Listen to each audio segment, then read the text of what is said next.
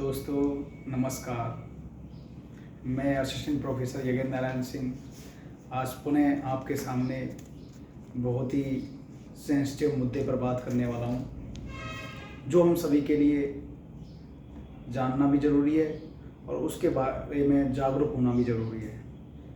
दोस्तों, मैं बड़े दुख के साथ आप लोगों को बताना चाहता हूं कि भारत में आजकल स्टैम्प पैड की घटनाएं बहुत ज़्यादा बढ़ती जा रही हैं। स्टैम्प पैड का मतलब है भीड़ भाड़ में लोगों का कुचला जाना। जब भीड़ अनियंत्रित हो जाती है तो लोग कुचले जाते हैं, और ऐसी हर स्टैम्प पैड में देखा गया है कि मासूम बच्चे एवं महिलाएं सबसे ज़्यादा शिकार होती हैं। आपने देखा होगा दोस्तों कि कल 27 तारीख को वेलुस्वामीपुरम करूर डिस्ट्रिक्ट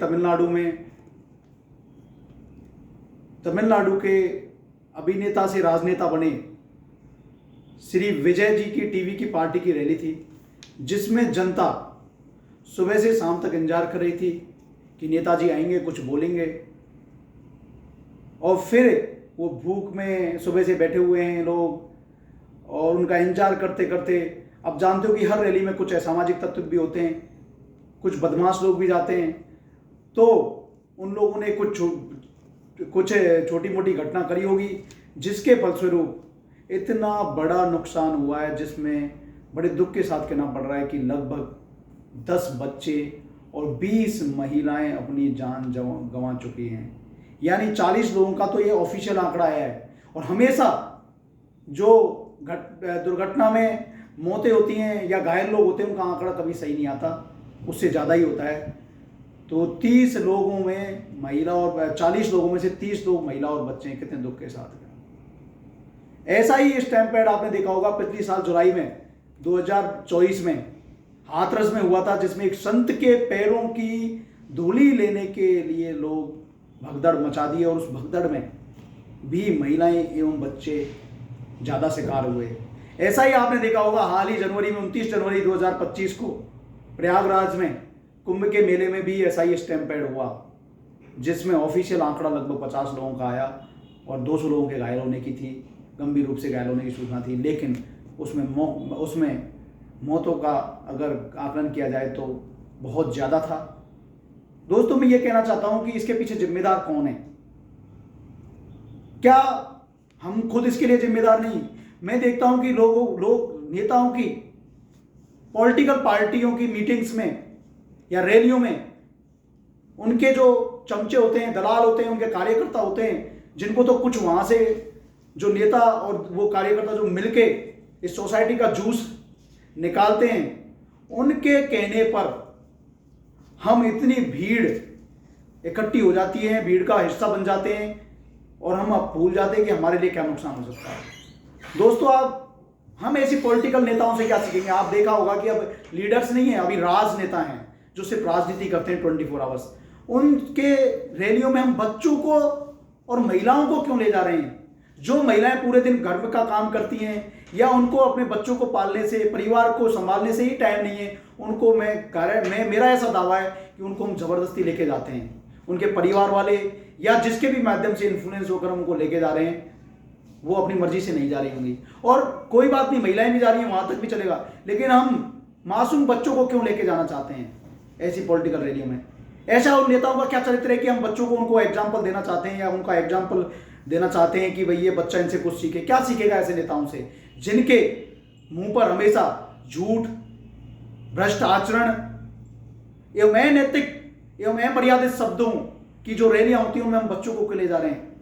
सबसे बड़ी बात दुख है कि इन जितनी भी स्टैम्प पैड हुई हैं वो निर्दोष बच्चे मारे गए। क्या वो बच्चे इस भारत के साइंटिस्ट, अच्छे लीडर्स, अच्छे इंजीनियर्स, अच्छे टेक्नोक्रेट्स, अच्छे मिलिट्री ऑफिसर्स या अच्छे एडमिनिस्ट्रेटर्स हो सकते थे? हमें क्या हक था कि हमें उन्होंने जबरदस्ती उनको ले जाके इन पॉलिटिकल पार्टी की मीटिंग्स में हमने उनकी जिंदगी ले ली? क्या ऐसा उनकी जिंदगी पर हमारा अधिकार था? हम ऐसा क्यों करते हैं? हम कब जागरूक होंगे? हम कब इन मासूम बच्चों की जान के साथ खेलते रहेंगे जबरदस्ती? आपकी महत्वाकांक्षा, आपको नेता अच्छा लगता है, बच्चे की जिसकी कोई चॉइस नहीं होती, उसको हम क्यों इन नेताओं के लिए रैलियों में थोप देते हैं और झोंक देते हैं। कृपया करके मेरा आप सभी से निवेदन है कि जागो। हम पेरेंट्स के रूप में हमारी जिम्मेदारी है कि हम ऐसे स्थानों पर बच्चों को बिल्कुल ना लेके जाएं, महिलाओं को कम से कम लेके जाएं जहां ना सिर्फ उनके जान के साथ खिलवाड़ हो सकता है बल्कि और भी उनकी इज्जत के साथ भी खिलवाड़ हो सकता है।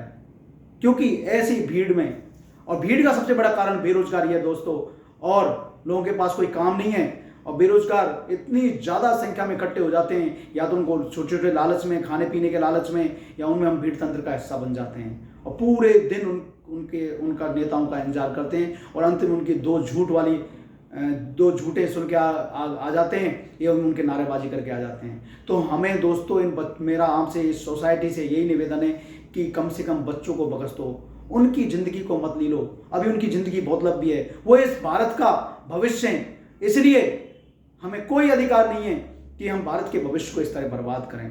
और हमारा नैतिक कर्तव्य कि हम उनके लिए अच्छी शिक्षा दें, अच्छे गुण दें। हम एक तरफ तो ये नहीं सिखाते कि टीचरों का सम्मान करो, अपने बुजुर्गों का सम्मान करो परिवार में, और हम उन नेताओं को भगवान बना देते हैं बच्चों की नजरों में। तो हम सोसाइटी को क्या दे रहे हैं? हम अपने परिवार की इज्जत कराना, बड़ों की इज्जत कराना, गुरुजनों का सम्मान कराना तो नहीं सिखा रहे हैं, और हम सिखा रहे हैं कि जिन नेताओं का कोई कैरेक्टर नहीं है, जो नेताओं में आपराधिक प्रवृत्ति बढ़ती जा रही है, उनको हम आइडियल बना रहे हैं बच्चों के लिए, वो भी एक गलत है। मुझे नेताओं से कोई नफरत नहीं है, लेकिन मुझे इस भारत के भविष्य की चिंता है, भारत के बच्चों की चिंता है। इसलिए मैं आपसे निवेदन करता हूं कि कृपया करके ऐसे स्थानों पर बच्चे ना ले जाएं। प्लीज़ मेरे इस वीडियो को अधिक से शेयर करें।